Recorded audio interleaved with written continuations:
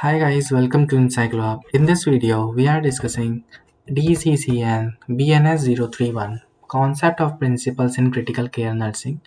In this video, we are discussing the question 1, question 2 and many more questions that you can hear.